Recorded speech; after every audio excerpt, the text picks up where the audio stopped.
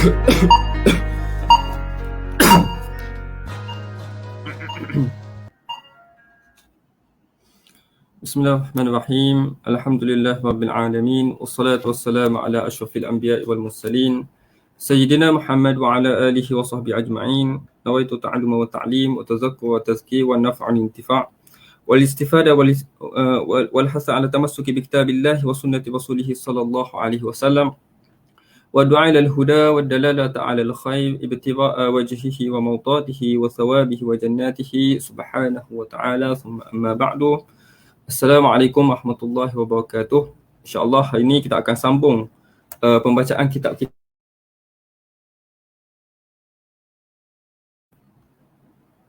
yang tertangguh disebabkan oleh Aidilfitri dan juga bulan Ramadan. InsyaAllah kita sambung pembacaan kitab kita di dalam kitab An-Nur Al-Mubin karangan Al-Imam Al-Allamah Al-Mufassir Al-Usuli Al-Faqih Imam Ibn.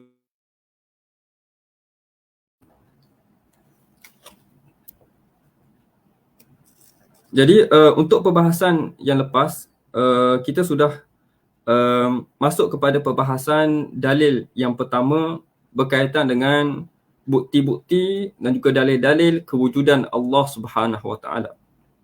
Kita bacakan ayat-ayat Al-Quran yang menerangkan tentang kepelbagaian makhluk yang diciptakan di dunia ini, menunjukkan kepada mereka ini mempunyai pencipta.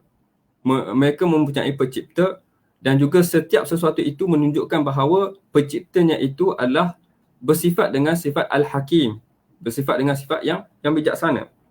Kerana kepelbagaian jenis-jenis dan juga spesies-spesies haiwan-haiwan, tumbuh-tumbuhan dan juga manusia yang berada di dunia ini, tidak mestilah penciptanya itu adalah Tuhan yang mana bersifat dengan bijaksana, maha mengetahui dan juga maha halus pengetahuannya. Jadi sebelum kita masuk kepada perbahasan yang kita berhenti pada kelas yang lepas, kita ulang kaji sedikit tujuan ataupun maqasid dan maqasid Imam Ibn Juzay menulis kitab ini. Di dalam mukadimah kitab ini, Imam Ibn Juzay telah menjelaskan tentang tujuan dia menulis kitab An-Nur Al-Mubin.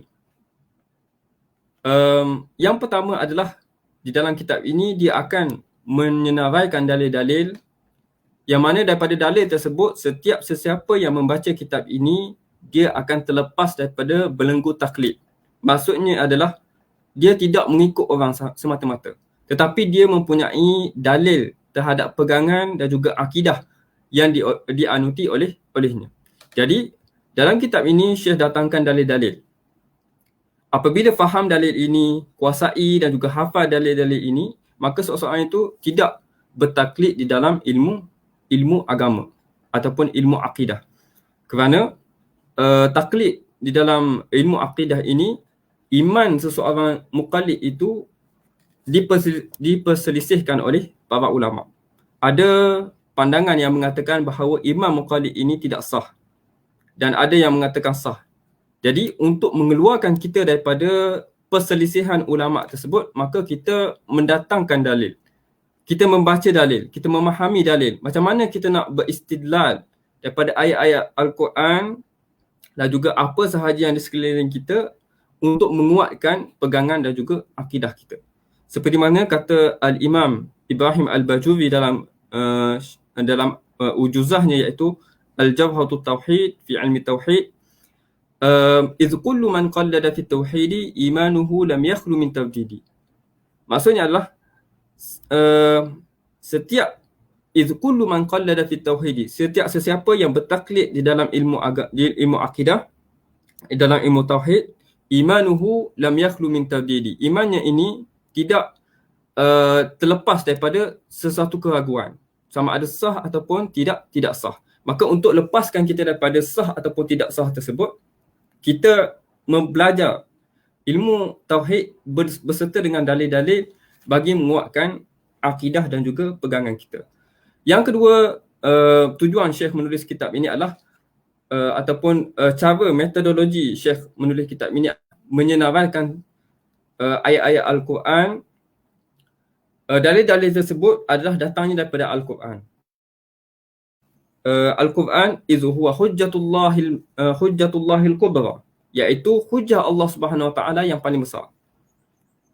Wa habluhul matin, dan juga talinya yang paling kukuh.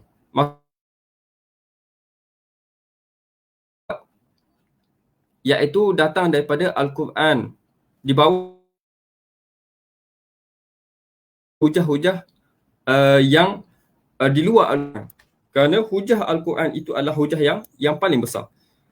Dan yang ketiganya, metodologi Imam Ibn Juzay dalam menulis kitab ini adalah beliau memfokuskan kepada ummahatu al-masail, permasalahan induk di dalam ilmu akidah.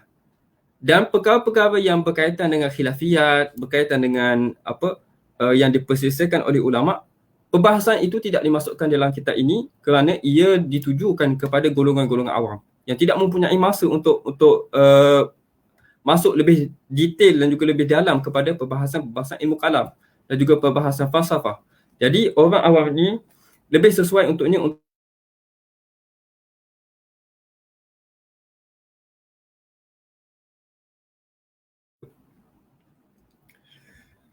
Jadi itu adalah tiga maksud utama Imam Ibn Juzay dalam menuliskan kitab ini. Seterusnya adalah Imam Ibn Juzay membahagikan kitab ini kepada tiga bahagian. Yang pertama ialah berkaitan dengan ilahiyat. Bagaimana kita nak membuktikan kewujudan Allah, bagaimana kita nak membuktikan sifat-sifat Allah, mengisbatkan sifat-sifat Allah, dan bagaimana kita nak menjawab persoalan-persoalan daripada musuh-musuh kita di dalam akidah, seperti mana golongan-golongan Nasrani, golongan-golongan penyembah-penyembah Ausan, Ubadatul Ausan, dan juga ataupun Ubadatul Asnam, penyembah-penyembah berhala, ataupun kepada golongan-golongan yang selainnya seperti golongan Majusi dan sebagainya. Syekh akan bawakan perbahasan-perbahasan itu di dalam bab ilahiyat. Dan yang keduanya adalah berkaitan dengan an-nubuwat wal malaikah wal a'immati was sahabah. Ini berkaitan dengan an-nubuwat, berkaitan dengan kenabian, dan juga apa yang bersangkutan dengan perbahasan kenabian seperti mana malaikat, nama malaikat, tugas malaikat, dan juga berkaitan dengan sahabat dan juga a'immah. Itu bab yang kedua. Dan bab yang ketiga adalah berkaitan dengan yaumul akhirah. Syekh akan menerangkan tentang bagaimana akidah kita sebagai seorang Muslim percaya berkaitan dengan yaumul akhirah, iaitu hari akhirat, berkaitan dengan hisab, berkaitan dengan al-ba'tsu, mahsyar, kemudian al-jannat wan nar. Semua itu dibincangkan di dalam kaedah yang ketiga ataupun bab yang ketiga, darul akhirah. Jadi musannif membahagikan kitabnya kepada 5 bahagian. Yang pertama muqaddimah yang dah kita bacakan sebelum ni, 3 bab dan juga 1 khatimah, 1 penutup. Bab yang pertama berbincang tentang al-ilahiyat, tentang perkara-perkara ketuhanan, dalil-dalil berkaitan dengan Tuhan. Yang kedua berbincang tentang dalil-dalil tentang kenabian dan juga malaikat dan juga para sahabat. Dan yang ketiga adalah berkaitan dengan as-sam'iyat, iaitu perkara-perkara yang kita dengar daripada Nabi SAW berkaitan dengan perkara-perkara yang akan berlaku di hari akhirat, perkara-perkara ghaib. Itu dibincangkan di dalam bab yang ketiga. Jadi itu adalah kerangka asal yang dibina oleh Ibn Juzay dalam menuliskan kitab An-Nur Al-Mubin ini. Jadi antara kelebihan kitab ini adalah kita dah sebut pada kelas yang sebelum ni, Syekh Ibn Juzay ini sebagai seorang murabbi, sebagai seorang yang memimpin kita untuk bagaimana kita nak faham akidah Islam, bagaimana kita nak mempunyai dalil terhadap kepercayaan dan juga i'tiqad kita ini. Syekh akan, pertamanya manhaj Syekh ni, beliau akan menerangkan tentang dalil-dalil yang kuat, dalil-dalil yang beliau datangkan daripada Al-Quran, dan bagaimana kita nak istidlal. Dia tidak datangkan dalil ayat Al-Quran sahaja, tetapi dia mendatangkan bagaimana kita nak tadabbur ayat itu. dia mendatangkan cara-cara faham dan juga kita tadabbur, itu barulah kita dapat natijah kan daripada ta'ammul kita tersebut dan juga tadabbur kita tersebut dengan i'tiqad, keyakinan. Yang pertama adalah Syekh akan terangkan dengan sejelas-jelasnya. Dengan sejelas-jelasnya melalui ayat Al-Quran dan juga tadabbur, pimpinan tadabbur daripada Syekh terhadap ayat-ayat Al-Quran yang dinukilkan oleh Syekh. Kemudian Syekh akan datangkan persoalan-persoalan yang mungkin timbul selepas mana kita dah terangkan secara jelas sekian, bawa dalil sekian, macam mana kita nak istilah sekian. Syekh akan datangkan mungkin timbul persoalan yang pertama sekian, persoalan kedua sekian, persoalan ketiga sekian, dan Syekh akan berikan jawapan kepada kemusykilan tersebut berdasarkan kepada apa yang telah diterangkan sebelum daripada yang pertama tadi, iaitu berdasarkan penerangan yang awal. Jadi Syekh akan pimpin satu persatu. Pertama Syekh terangkan, dan apabila Syekh menjangkakan ada persoalan yang akan timbul apabila seorang membaca itu, Syekh akan datangkan dalil. Syekh akan datangkan as-su'alul awwal, as-su'alul thani, as-su'alul thalith. Jadi semua ni adalah untuk menghilangkan segala syubhah, segala syak dan segala waham yang ada dalam fikiran kita berkaitan dengan akidah. Justru apabila seorang membaca ni, dia terasa terpimpin. Syekh akan pimpin satu persatu. Pertama, Syekh akan terangkan. Yang kedua, Syekh akan bagi jawapan kepada persoalan-persoalan yang mungkin timbul daripada penjelasan Syekh sebelum itu. Dan yang ketiga adalah Syekh akan mendatangkan, berikan kita hujah-hujah untuk kita jawab kepada golongan-golongan yang mana berlawanan dengan akidah kita. Bagaimana kita nak jawab sekiranya golongan-golongan Nasrani berkata sekian? Syekh akan bagi jawapan. Jadi ini adalah metod Syekh dalam menulis kitab ini, pimpin kita satu persatu. Pertama, menerangkan. Yang kedua, melontarkan persoalan yang mungkin timbul dan juga menjawab persoalan itu dengan tuntas. Yang ketiganya adalah memberi kita kunci-kunci dan juga dalil-dalil untuk kita menjawab kepada golongan-golongan yang bertentangan dengan akidah kita, seperti golongan Nasrani, golongan Majusi, golongan penyembah-penyembah berhala, Buddha, Hindu dan juga sebagainya. Jadi ini kunci-kunci penting yang diberikan oleh Imam Ibn Juzay. Sebab itu kita sebut pada awal kelas dulu, bahawa siapa yang baca kitab ni, dia boleh baca secara sardan. Maksudnya dibaca satu persatu. Baca secara sardan ni adalah secara laju. Bukanlah laju sangat, tapi laju dengan faham lah. Maksudnya dia baca sekaligus. Baca dengan sekaligus. Tanpa dia ta'ammul, itu pun sudah mampu memberi manfaat yang besar kepada dirinya. Oleh sebab itu, kitab ini memang disarankan oleh guru kami, iaitu Syekh Jamal Faruq Ad-Daqqaq Al-Azhari, hafizahullah. Dalam kelasnya ketika beliau datang kepada Malaysia, dia mengatakan bahawa kitab ini sangat sesuai untuk diajarkan kepada golongan awam kerana dia pimpin satu persatu. Dan Alhamdulillah sudah ada terjemahan, boleh cari di Akademi Pemikiran Turas. Kitab An-Nur Al-Mubin, ini cetakan lama dan sekarang ni sudah ada cetakan yang baru yang lebih cantik dan juga ditashihkan oleh Al-Fadhil Ustaz Ahmad Faiz Al-Fatih. Jadi kita masuk kepada perbahasan kitab kita yang sebelum ini. Kita membicarakan tentang dalil-dalil kewujudan Allah Subhanahu Wa Taala. Bagaimana kita nak buktikan bahawa alam ini ada Tuhan. Dan bagaimana kita nak buktikan bahawa alam ini mempunyai pencipta dan pencipta itu adalah Allah Subhanahu Wa Taala. Jadi pada bab untuk menerangkan dalil-dalil ini, Syekh meletakkan 3 cara untuk kita melakukan istidlal bahawa Allah Subhanahu Wa Taala adalah pencipta alam ini. Yang pertamanya adalah al-istidlalu min ayati fi anwa'i mawjudat, iaitu istidlal dengan berdasarkan ayat-ayat Al-Quran yang menjelaskan tentang kepelbagaian jenis dan juga spesies tumbuhan-tumbuhan, binatang-binatang, manusia dan juga semua sekali anwa'ul mawjudat, menunjukkan kepada kewujudan Allah Subhanahu Wa Taala. Nanti kita akan tengok pada ayat-ayat yang diberikan oleh Syekh dan juga bagaimana kita nak tadabbur ayat tersebut. Bagaimana kita nak faham dan bagaimana kita nak istidlal kewujudan Allah berdasarkan ayat yang disampaikan oleh Syekh. Yang keduanya adalah istidlal bi akhbaril anbiya. Beristidlal ataupun mengambil dalil daripada perkhabaran-perkhabaran yang disampaikan oleh Nabi SAW. Dan yang ketiganya adalah al-istidlal dengan alimah, iaitu fitrah manusia itu sudah mempunyai naluri yang mana dia berhajatkan kepada sesuatu yang lebih kuat daripadanya, berhajatkan kepada sesuatu yang lebih besar daripadanya, berhajatkan kepada sesuatu yang mampu membantunya untuk mengeluarkan dia daripada kesusahan dan juga daripada kesulitan hidup. Jadi tiga-tiga ni Syekh akan datangkan dalil. Bagaimana kita nak beristidlal? Bagaimana kita nak membuktikan bahawa Allah Subhanahu Wa Taala itu adalah Tuhan.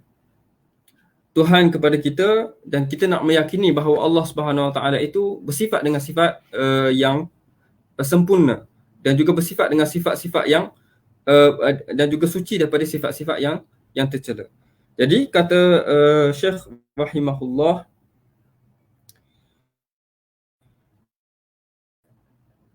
walinulakhisa, kami akan mengkhulasahkan perbahasan berkaitan dengan istidlal berkaitan wujud Allah Subhanahu Wa Taala, kewujudan Allah Subhanahu Wa Taala di dalam 3 masalik, 3 jalan. Dan kita sebut pada sebelum ni penggunaan Syekh tentang istilah masalik ataupun mufradnya adalah maslak. Maslak adalah jalan. Maksudnya Syekh dah bayangkan di dalam fikirannya ini bahawa dia akan berjalan bersama dengan pembaca daripada satu tingkat kepada satu tingkat untuk mengeluarkannya, hujung sekali adalah keluar daripada belenggu taklid.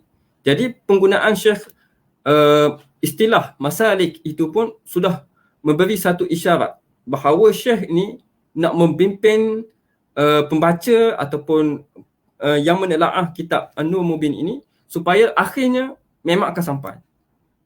Baca dengan faham, baca dengan baik, difahami dengan baik, akhirnya kita akan sampai kepada berlepas diri daripada taklid. Kita tidak bertaklid dalam ilmu akidah, tetapi kita mempunyai hujah dan kita mampu menjawab syubhah-syubhah, kita mampu menjawab golongan-golongan yang bertentangan dengan akidah kita seperti golongan Nasrani. Kita mampu jawab kerana diberikan hujah-hujah dan juga kunci-kunci untuk kita menjawab tersebut oleh Syekh Ibn Juzai rahimahullah. Jadi kitab ni sangat bermanfaat. Sangat bermanfaat kepada kita sebagai orang awam untuk mendapat kunci ataupun dalil-dalil yang utama dalam menguatkan akidah kita. Kemudian Syekh datangkan daripada maslak yang pertama, jalan yang pertama untuk beristidlal untuk mengisahkan kewujudan Allah Subhanahu Wa Taala adalah ayat-ayat Al-Quran, fa'annaha tadullu ala anna laha sani'an sana'aha. Setiap daripada kepelbagaian bentuk muka bumi, kepelbagaian spesies binatang ini, fa'annaha tadullu ala anna laha sani'an sana'aha. Semua perkara ini menunjukkan bahawa adanya pencipta yang menciptakan mereka ini dengan pelbagai bentuk. وهذا معنى قوله تعالى يا أيها الناس اعبدوا ربكم الذي خلقكم والذين من قبلكم لعلكم تتقون الذي جعل لكم الأرض فراشا والسماء بناء وأنزل من السماء ماء فأخرج به من الثمرات رزقا لكم فلا تجعلوا لله أندادا وأنتم تعلمون. Surah Al-Baqarah ayat 21 sehingga ayat 22. Ini menerangkan tentang kepelbagaian bentuk muka bumi. وَجَعَلَ لَكُمُ الْأَرْضَ فِرَاشًا وَالسَّمَاءَ بِنَاءً. Menjadikan bumi ini terhampar dan juga langit itu tergantung di langit. Maksudnya tergantung di atas. Ini adalah penciptaan. وأنزل من السماء ماء فأخرج به من الثمرات رزقا لكم. Dan dia menurunkan hujan-hujan, daripada hujan tersebut maka tumbuhlah pohon-pohon, pokok-pokok. Dan ini adalah jika sekiranya kita mentadabbur ayat Al-Quran dan mentadabbur alam, maka kita akan lihat keajaiban.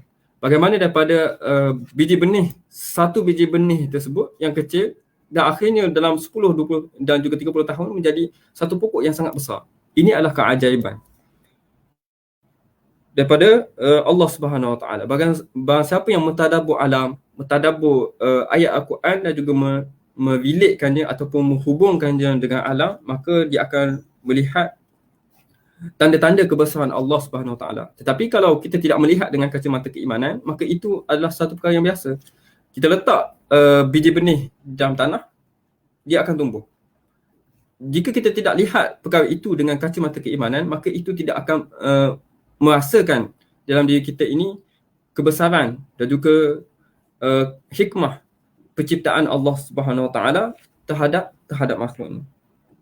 Kemudian kata Syekh lagi, وقوله تعالى إن في خلق السماوات والأرض واختلاف الليل والنهار والفلك التي تجري في البحر بما ينفع الناس وما أنزل الله من السماء من ماء فأحيا به الأرض بعد موتها وبث فيها من كل دابة وتصريف الرياح والسحاب المسخر بين السماء والأرض لآيات لقوم يعقلون. Semua perkara itu sebut yang disebut tadi, laayatin liqaumin yaqilun, adalah ayat. Ayat ni adalah tanda-tanda.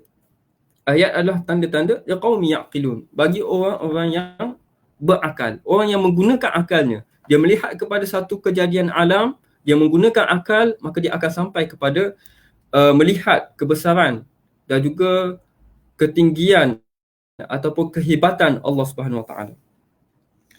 Kemudian saya sebut lagi, sampailah kepada ayat yang berkaitan dengan penciptaan manusia. Kata Syekh, wanzur waffaqaka Allahu ila aqrabil asya'a ilaika wa hiya nafsika. Kita tengok kepada alam. Alam ni sangat luas. Kata Imam Ibrahim Al-Bajuri di dalam kitabnya Jawharatul Tauhid, kata Imam dalam Ujuzah Jawharatul Tauhid, fanzur ila nafsika summa intaqil lil alamil ulwi thumma sufli tajid bihi sun'an badi'al hikami lakin bihi qama dalilul adami. Kata Syekh Ibrahim Al-Bajuri, alam ni terbahagi kepada dua, alamul ulwi, alamul sufli. Alamul ulwi ni adalah alam yang ke atas. Ulwi ni adalah bahagian di atas, iaitu berkaitan dengan langit-langit, lapisan langit dan juga yang ke atas. Adapun alam sufli ni ialah yang di bawah, yang di dunia, iaitu awan, bukit bukau, sungai-sungai, laut, binatang-binatang, itu adalah alam sufli. Tetapi untuk kita mentadabbur itu adalah sangat besar. Iaitu alam ulwi sangat besar, alam sufli ni pun sangat besar. Alam di atas sangat luas dengan cakrawalanya dan juga tingkatan-tingkatannya, dan juga di bumi ini juga sangat luas untuk kita tadabbur. Jadi Syekh katakan bahawa wanzur waffaqakallah ila aqrabil asya'. Nak mula daripada mana? Nak mula daripada mana tadabbur alam ini? Mula daripada aqrabul asya', perkara yang paling dekat dengan diri kamu. Apakah itu? Wahia nafsuka. Itu diri kamu sendiri. Lihat kepada diri kamu sendiri. Kata Syekh, fa innaka tara fiha min sun'il ajib. Kamu lihat kepada diri kamu sebelum tengok kepada alam ni yang terluas terbentang ni, daripada langitnya dan juga daripada bawah buminya dan juga daripada sekecil-kecil perkara dan juga sebesar-besar perkara. Tengok dulu kepada diri kamu. Fa innaka tara fiha min sun'il ajib. Ada penciptaan yang sangat agung, penciptaan yang sangat ajaib. Wa tadbirul gharib, penyusunan sistem yang sangat teratur. Daripada jantungnya, kedudukan jantung, kedudukan paru-paru, kedudukan otak, semuanya itu adalah tadbir yang sangat gharib, pelik. Mesti ada yang menciptakan susunan sistem yang seperti ini. ma fihi burhanun qati'. Padanya ini ada dalil-dalil yang qat'i, dalil-dalil yang sangat kuat. Walizalika nabbaha Allah ala khalqihi al-insan fi mawadi'a katsiratin faqala. Sebab itulah Allah Taala sentiasa mengulang ayat-ayat tentang berkaitan dengan penciptaan manusia ini supaya manusia ini sedar melihat kepada dirinya, adakah dia buat organ-organ dalaman, adakah mak ayah dia yang buat susun atur organ dalaman? Tidak. Hanya daripada setitis air mani terciptanya manusia dengan satu sistem yang kompleks, dengan satu sistem yang cukup teratur dan juga kompleks, yang tidak diuruskan dan tidak diatur oleh manusia. Jadi ini menunjukkan bahawa ada satu sani', pencipta selain daripada manusia yang lebih hebat lagi daripada manusia, yang menyusun atur sistem manusia dan juga menciptakan manusia. Firman Allah Subhanahu wa taala, "Wa laqad khalaqnal insana min sulalatin min tin." Dan kami telah ciptakan manusia itu daripada sari pati air mani. Sulalatin min tin. Summa ja'alnahu nutfatan fi qararin makin. Summa khalaqna an-nutfata 'alaqatan fakhalaqna al-'alaqata mudghatan fakhalaqna al-mudghata 'idhaman fakasawna al-'idhama lahman thumma ansha'nahu khalqan akhar. Kata firman Allah Subhanahu Wa Taala, daripada setitis air mani menjadi segumpal darah, kemudian dibina tulang-tulang, dibalut tulang-tulang tersebut dengan daging-daging, hinggalah menjadi khalqan akhar, menjadi satu makhluk yang berbeza terus daripada apa yang keadaannya sebelum ni. Daripada hanya cecair menjadi menjadi seorang manusia yang mempunyai apa yang kita sebut tadi, penciptaan yang sangat ajaib. Dan sudah tentulah kita membaca dengan kita mengetahui dengan tadabbur tadi, kita membaca dengan kacamata keimanan. Fatabarakallahu ahsanul khaliqin. Maka maha suci Allah Subhanahu wa taala sebaik-baik pencipta, sehebat-hebat pencipta. Fatabarakallahu ahsanul khaliqin. Ila qaulihi ta'ala, sehinggalah kepada firman Allah, summa innakum ba'da zalika lamayitun. Dan kamu selepas daripada itu, Allah Ta'ala berikan kamu kehidupan, Allah Ta'ala berikan kamu nikmat daripada segala nikmat yang Allah Ta'ala berikan dunia. Summa innakum ba'da zalika lamayitun. Kamu pada akhirnya akan mati dan juga kembali kepada Allah Subhanahu Wa Ta'ala. Itu adalah tadabbur. Dan waqala Allah Ta'ala, firman Allah Subhanahu Wa Ta'ala lagi, wa fi anfusikum afala tubsirun. Dan pada diri kamu sendiri, tidakkah kamu melihat? Tubsiru ni minal basar terbagi kepada dua, iaitu basar penglihatan daripada mata, dan juga yang satu lagi adalah basirah, iaitu penglihatan hati. Jadi tubsiru ni ialah kita melihat dengan lebih mendalam, melihat dengan hati, melihat dengan keimanan. Wa fi anfusikum afala tubsirun. Dan kepada diri kamu lihat kepada diri kamu ni, tidakkah kamu mengambil satu pelajaran? Afala tubsirun? Tidakkah kamu lihat daripada mana kamu datang dan kenapa kamu ada di sini pada waktu ini, dan selepas ini ke manakah kamu akan pergi? Jadi persoalan-persoalan itu akan lahir apabila kita melihat kepada diri kita sendiri. Wa fi anfusikum afala tubsirun. Tidakkah kamu lihat kepada diri kamu? Kemudian Syekh pimpin lagi. Syekh terangkan bagaimana kita nak tadabbur ayat-ayat di atas ni. Fama a'jabat tartibi khalqil insan bimma immahin. Alangkah ajaibnya penyusunan penciptaan manusia ini daripada air yang hina, iaitu daripada air mani. Wa tawqiba izamihi. Dan susun atur tulang-tulang, ada tulang tangan, ada tulang jari, ada tulang kaki dan sebagainya. Susun atur tersebut sangat ajaib. Wa awqihi ala ikhtilafiha wa ikhtisas kulli wahidin minha bimanfaatih. Setiap daripada sesuatu itu, organnya, daripada tubuh badannya dan juga anggota-anggota badannya, ikhtisasu kulli wahidin minha bimanfaatihi. Setiap sesuatu itu mempunyai manfaatnya yang tersendiri, beza. Fungsi jantung beza dengan fungsi paru-paru. Fungsi paru-paru beza dengan fungsi buah pinggang contohnya. Jadi setiap sesuatu itu ada manfaatnya dan ada keperluannya untuk dia ada di dalam badan manusia. Tidak ada Allah SWT ciptakan dalam badan kita ini organ yang tidak mempunyai fungsi. Semuanya ada ikhtisas, khusus fungsinya kepada manusia. Wasawayanil ghizai ila kulli adwin. Dan kita makan, adakah kita terbayang bagaimana masuknya makanan ke dalam mulut kita dan ada saluran sampai kepada perut dan tidak tidak pergi kepada tempat-tempat yang contoh apabila kita makan kita masuk kepada tempat-tempat yang tidak sepatutnya. Jadi ini menunjukkan bahawa sistem di dalam badan manusia ini adalah sangat teratur dan disusun oleh Sani' Hakim, iaitu pencipta yang maha bijaksana dan yang maha mengetahui. Ila kulli adwin ala qadari, pada kadar yang tertentu. Wa ikhtilafil quwa al-makhluqati fiha wa takhsisuhu bil aqli. Dan kemudian Allah SWT mengkhususkan kepada manusia ini dengan nikmat akal.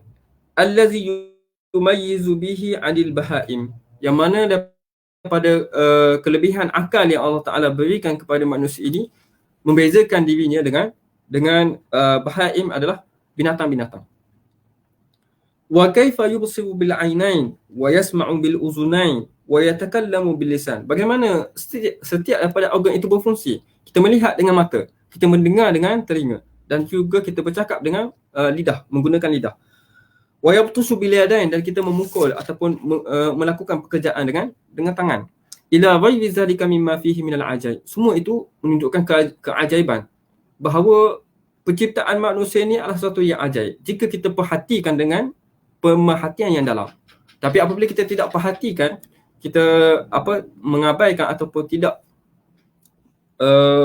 membuat basirah terhadap diri kita, maka itu tidak akan menjadikan kita berfikir tentang kehebatan dan juga keagungan penciptaan Allah Subhanahu Wa Taala. Ila ghairi zalika mimma fihi minal ajaib allati la taqtadi walau quti'at fi nazariha al-a'mar fala syakka annahu la budda min mudabbirin dabbarahu wa khaliqin atqanahu. Fala syakka, akhirnya Syekh bagi kepada kesimpulan, tidak syak lagi, segala apa yang kita bincangkan tadi sangat ajaib penciptaan manusia yang kita sebut pada awal tadi, annahu la budda min mudabbirin dabbarahu, mesti ada pentadbir, penyusun atur yang meletakkan dan juga yang menguruskan sistem ini. Aliran darah, adakah kita kawal aliran darah kita yang kita dipam oleh jantung? Tidak. Jadi perkara itu adalah mesti ada pentadbirnya, iaitu mudabbirin dabbarahu wa khaliqin atqanahu, dan pencipta yang mana itqan dalam meletakkan dalam penciptaan manusia ini, yang mana yang bersifat mutqin, maksudnya adalah yang bersifat teliti, sangat teliti dalam melaksanakan penciptaannya. Jadi perkara ini membawa kita kepada penciptaan kita ini ada sesuatu yang menciptakan kita. Ada sesuatu yang menciptakan kita. Kemudian kata Syekh lagi, summanzur fatara fil alami mawjudatin a'zam minal insan. Selepas daripada Syekh bawa kita, pertama kita nak tengok kepada diri kita. Sebab apa kita tengok diri kita terlebih dahulu? Sebab kalau nak tengok alam ni sangat besar. Jadi kita mulakan dengan aqrabul asya'. Yang paling dekat dengan kita adalah diri kita sendiri. Tengok dulu diri kita. Daripada sekecil-kecil perkara dan juga sebesar-besar perkara yang ada pada kita, itu menunjukkan kepada kebesaran dan juga keagungan Allah SWT. Dan kemudian Syekh bawa kita untuk bertadabbur kepada alam yang lebih besar. Sumanzur.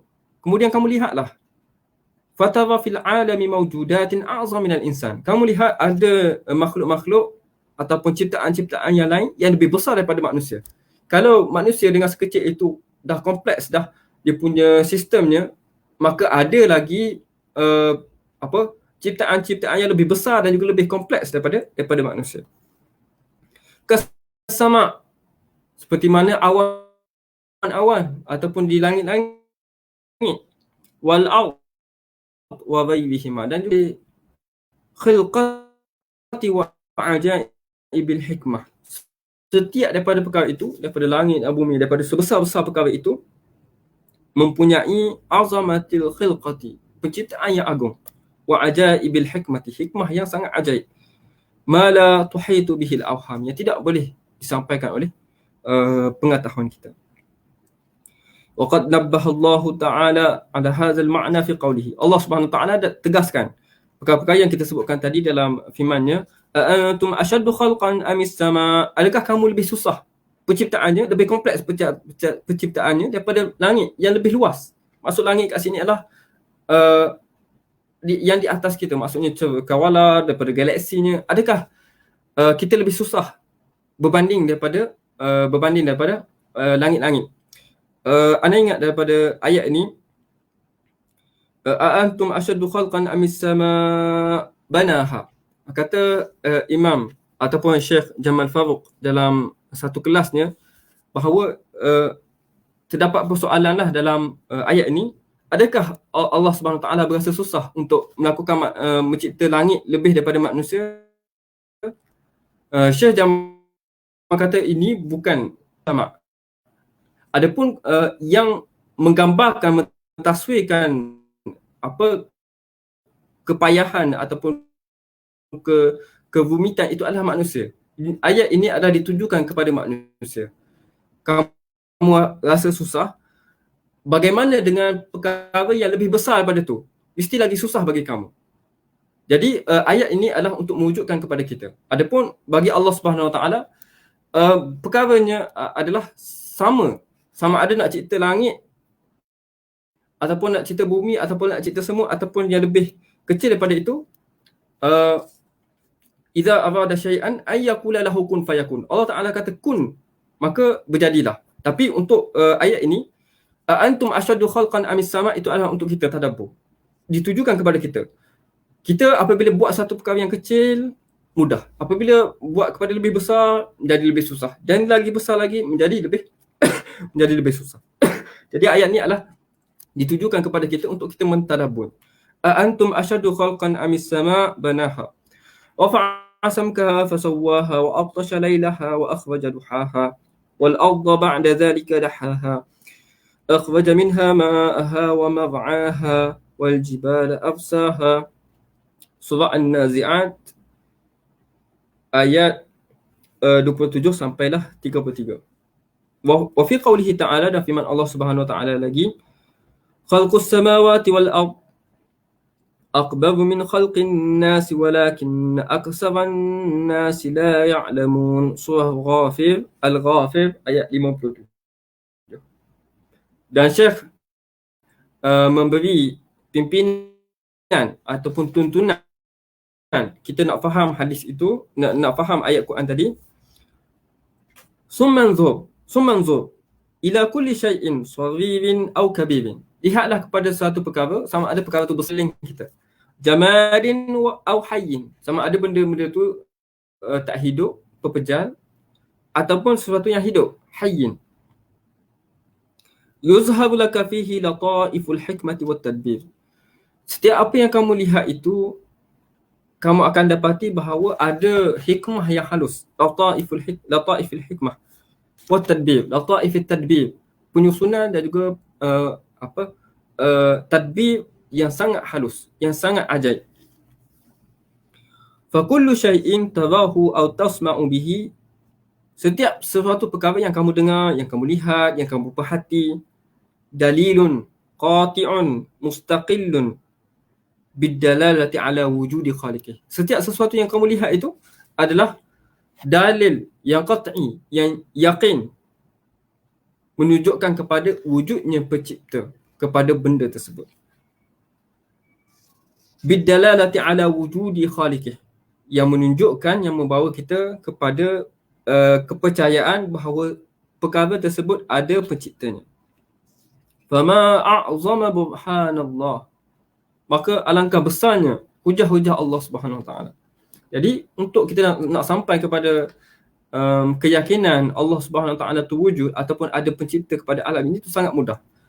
Kita hanya perlu talabbur, memerhatikan kepada alam, melihat dengan kaca keimanan, berfikir dengan lebih mendalam, melihat kepada ketelitian penciptaan sesuatu makhluk, bahawa setiap daripada perkara ini tidak dilakukan secara abasan, maksudnya secara sia-sia, ataupun tidak terjadi secara semula jadi dan tidak ada penciptanya. Mesti ada penciptanya.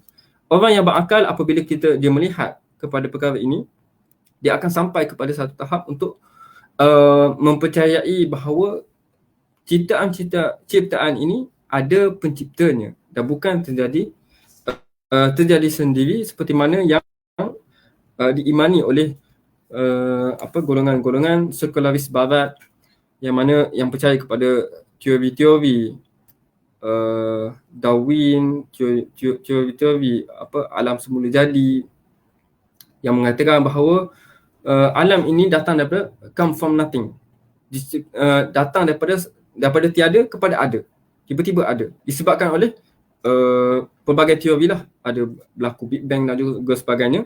Itu saya tidak masuk dalam. Jadi apabila seorang mentadabbur, maka dia tidak akan melihat kepada teori-teori yang bersalahan daripada akidah tersebut. Jadi ini adalah pimpinan ataupun tuntunan yang baik oleh Syekh untuk kita memahami bagaimana kita nak beristidlal tentang wujudnya Allah Subhanahu Wa Taala, dan juga dalil kewujudan Allah Subhanahu Wa Taala itu adalah sangat luas. Burhan fama a'zama burhanallah. Alangkah agungnya, alangkah banyaknya bilangan-bilangan dalil-dalil yang menunjukkan kepada wujudnya Allah Subhanahu Wa Taala, dan tidak sekiranya seorang itu berfikir, tidak akan dia akan tersesat daripada apa yang sampai kepada kita, iaitu kewujudan Allah Subhanahu Wa Taala. Kemudian Syekh bawa kita lagi selepas mana Syekh terangkan secara jelas tentang dalil-dalil kita nak beristidlal untuk wujudnya Allah Subhanahu Wa Taala, Syekh akan datangkan, seperti mana kita sebut tadi, datangkan persoalan-persoalan yang mungkin timbul di dalam fikiran pembacanya apabila membaca nas-nas yang telah dituliskan tadi. Kata Syekh, walisaili an yas'alaha huna salasata su'alatin. Kata Syekh, pembaca mungkin terfikir-fikir ataupun ingin bertanya tentang 3 soalan. Kita akan pergi satu persatu soalan ini. Walisaili an yas'alaha huna salasata su'alatin. As-su'alul awal. Soalan yang pertama, daripada kita terangkan tadi, mungkin ada 3 persoalan yang mungkin timbul daripada apa yang telah Syekh terangkan.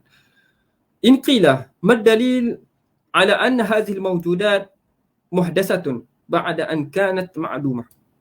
Kata Syekh, kamu dah sebut tadi kepelbagaian jenis-jenis dan spesies-spesies menunjukkan kepada pencipta Allah Subhanahu Wa Taala. Betul? Setiap kepelbagaian hikmah ini menunjukkan kepada Allah Subhanahu Wa Taala. Jadi soalan yang pertama, tidak bolehkah tumbuh-tumbuhan spesies ini terjadi sendiri ataupun disebut sebagai semula jadi. Maksudnya dia terjadi tanpa pentadbir, tanpa khaliq, tanpa sani', dia terjadi sendiri. Maksudnya apabila seseorang itu meletakkan biji benih, maka yang melakukan proses pertumbuhan itu menjadi pokok itu adalah biji benih itu sendiri. Apakah dalil bahawa dia tidak terjadi sendiri? Kenapa kepelbagaian itu kita lazimkan dengan wujudnya khaliq, wujudnya pencipta kepadanya? Kenapa tidak perkara itu terjadi sendiri? Baik, itu soalan yang pertama, dan ini soalan yang paling penting lah untuk apabila kita dah terangkan setiap daripada penciptaan ini ada penciptanya, dan orang bertanya kepada kita, kenapa dia tidak jadi sendiri? Kenapa mesti perkara tersebut ada pencipta? Kenapa dia tidak dijadikan dengan dirinya sendiri? Maka ini soalan yang pertama, yang mana jika sekiranya kita berfikir mengikut mantiknya, ini soalan yang pertama yang akan hadir apabila kita terangkan seperti mana yang diterangkan oleh Syekh tadi. Maka Syekh jawab. Soalan tadi Syekh jawab fal jawab. Maka aku jawab. Maka jawapannya adalah anna dalila ala zalika min wajhain. Aku akan jawab melalui dua wajah. Yang pertama, kita kembali kepada soalan tadi, apakah dalil bahawa muhdas alam ini adalah muhdasatun, iaitu satu perkara yang hadis, satu perkara yang baharu, yang tercipta daripada tiada. Perkara ini adalah ataupun makhluk-makhluk ini adalah diciptakan daripada tiada kepada ada, bukan diciptakan oleh dirinya sendiri, bukan diciptakan oleh benda makhluk itu sendiri. Maka kata Syekh, aku akan jawab dengan dalil melalui dua wajah ataupun dua cara. Al-wajhul awal, wajah yang pertama ataupun cara yang pertama untuk kita jawab soalan tadi, annaha mutaghayyiratus sifati bil harakati wal sakanat, bahawa makhluk ataupun ciptaan-ciptaan ini berubah-ubah sikapnya. Mutaghayyiratus sifati bil harakati was sakanat, berubah-ubah dari sudut sifatnya, antaranya adalah bil harakat was sakanat, ada pergerakan, ada berhenti, ada yang mengelilingi bumi, ada yang berjalan, dan juga ada yang berhenti dan tidak bergerak dan sebagainya. Wa ghairu zalika mimma yajri 'alaiha minal umuri tabi'at, dan juga begitu berlaku perubahan, contohnya warna akan pudar, akan terang dan juga sebagainya. Pokok akan layu dan juga akan tumbuh, buah akan rosak dan juga akan tumbuh kembali, dan juga daripada kecil menjadi besar. Itu adalah umur al-mutaghayyir, umur al-mutaghayyirah, perkara-perkara yang berubah.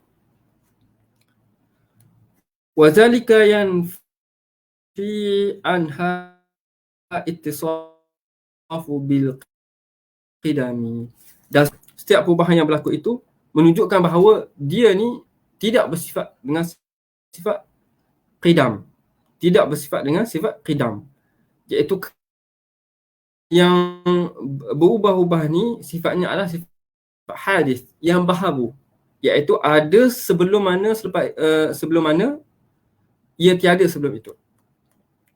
Jadi perubahan-perubahan yang berlaku kepada makhlukat, kepada makhluk-makhluk ciptaan Allah Subhanahu Wa Taala ini menunjukkan bahawa dia ni bersifat dengan sifat baharu dan tidak bersifat dengan sifat qidam.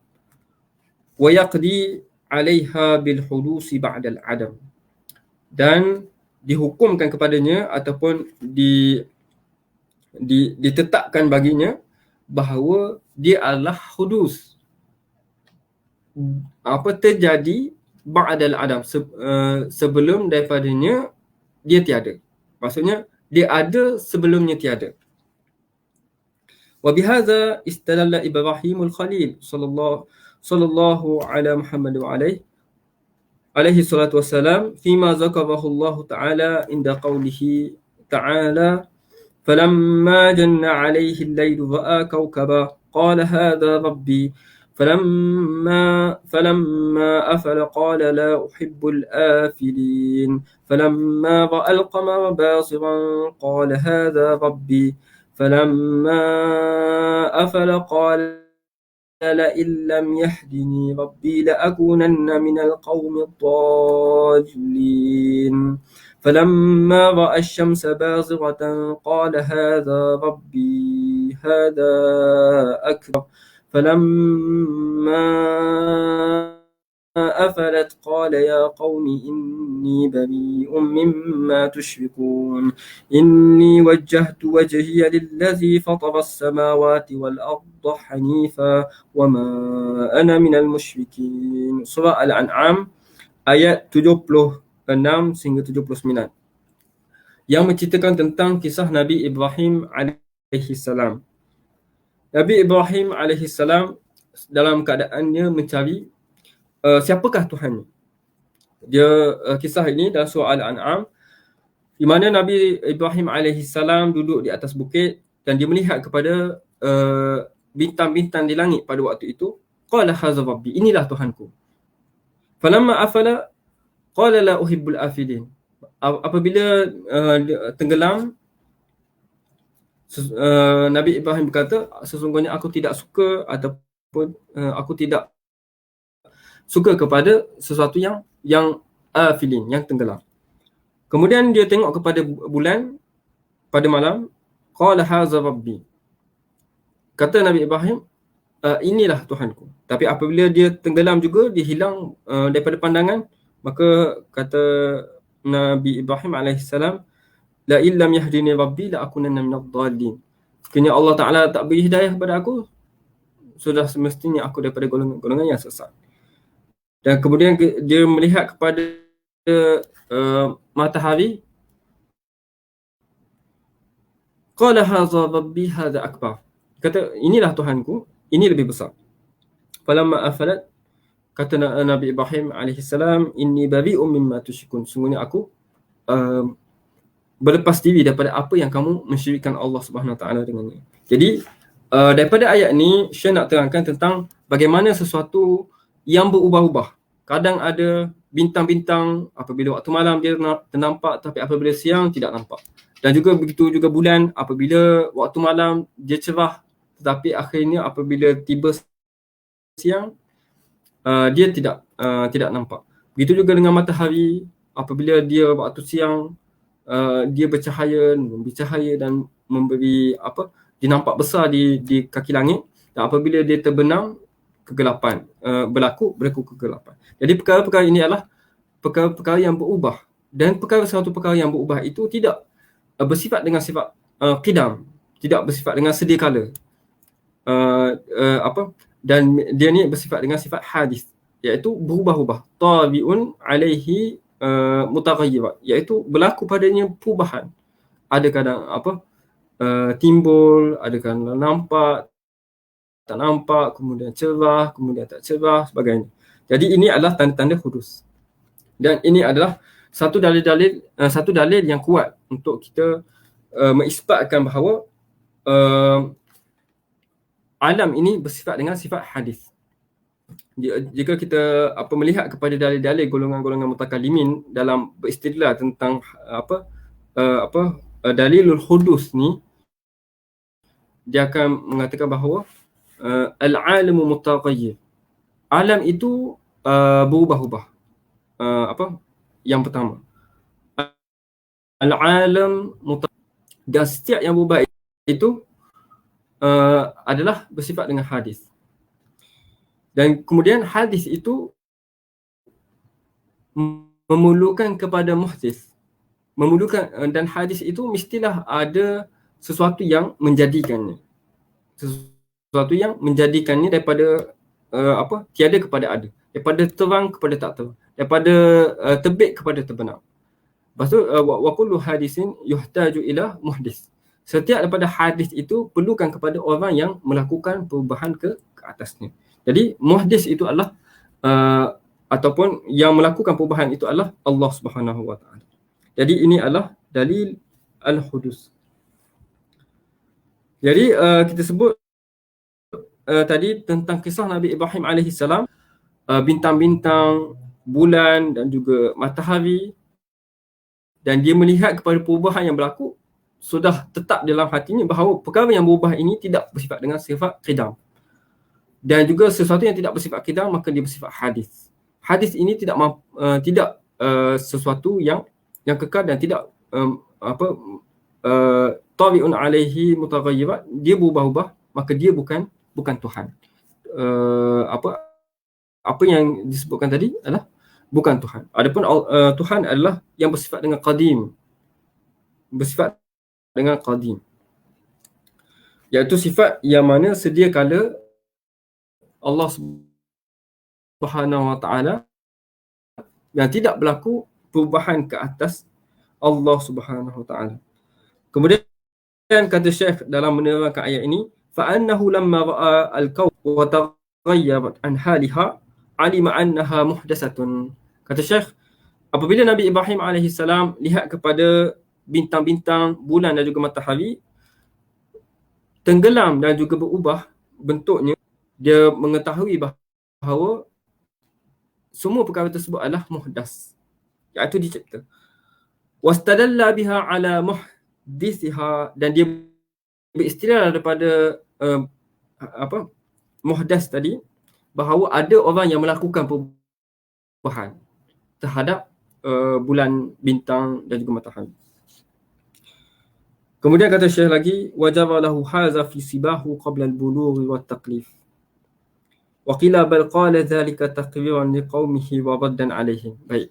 Pada cerita yang kita sebutkan tadi, Nabi Ibrahim kata qala haza rabbi, tengok kepada bintang, qala haza rabbi, tengok kepada bulan, qala haza rabbi, tengok kepada matahari, qala haza rabbi hadza akbar. Kata Syekh, adakah timbul persoalan, adakah Nabi Ibrahim tidak tahu tentang siapakah Tuhan sebenar? Jadi kata Syekh nak jawab perkara ni adalah, perkara ni wajaba lahu haza fi sibahu qabla al-bulugh, iaitu perkara ni berlaku pada waktu dia kecil, pada umur waktu yang dia tak sampai lagi waktu baligh, waktu kanak-kanak lagi. Jadi waktu ni berlaku dalam keadaan akalnya tidak mencapai kepada dewasa lagi, tidak baligh lagi. Jadi sesuai dengan tahap ketika itu, iaitu budak kanak-kanak yang masih kecil melihat kepada sesuatu, qala hadza rabbi, itu adalah benda yang biasa dan tidak ada taklif. Bagaimana bagi seorang budak yang mana i'tiqadnya tidak tepat dengan i'tiqad yang sebenar, maka itu tidak ada taklif, tidak ada dosa untuk budak. Jadi yang pertamanya adalah peristiwa itu berlaku pada ketika Nabi Ibrahim AS masih kecil, tidak ada taklif, tidak berdosa dan juga tidak mempunyai apa-apa taklif. Itu yang pertama.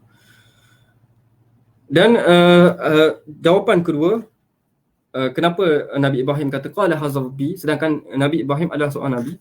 Kata Imam Ibn Juzay, bal qala zalika taqriban liqaumihi wa raddan alaihim.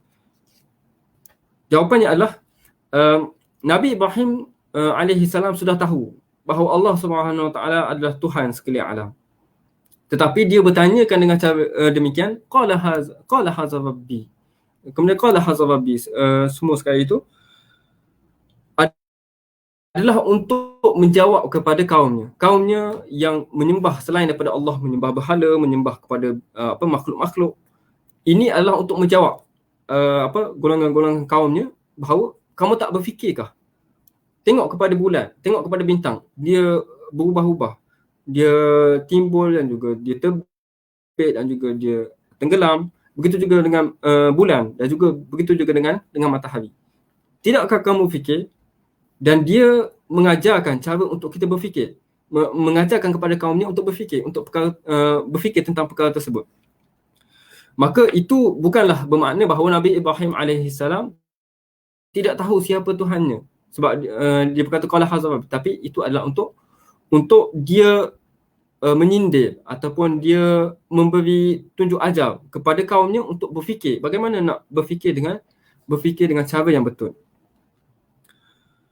Jadi dua jawapan tersebut kita jawab cerita Nabi Ibrahim AS, mana Nabi Ibrahim AS bukanlah tidak tahu siapa Tuhan sebenar sehingga dia mengatakan qala hadza rabbi. Tetapi yang pertamanya adalah dia waktu itu berlaku, peristiwa itu berlaku dalam keadaan dia masih seorang kanak-kanak, seorang akalnya tidak matang dan juga dia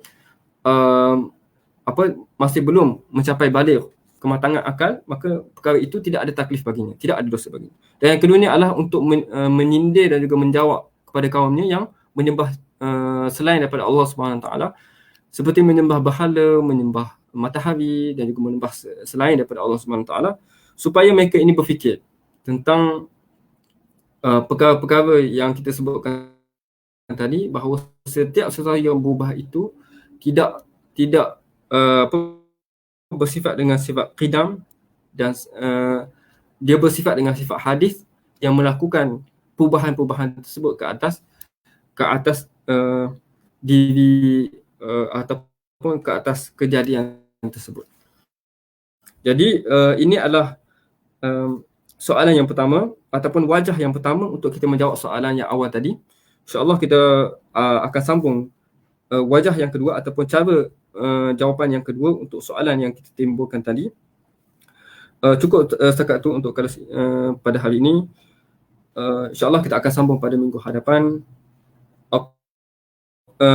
Pada kelas yang akan datang, aqulu qawli hadza wa astaghfirullahal azim li wa lakum. Assalamualaikum warahmatullahi wabarakatuh.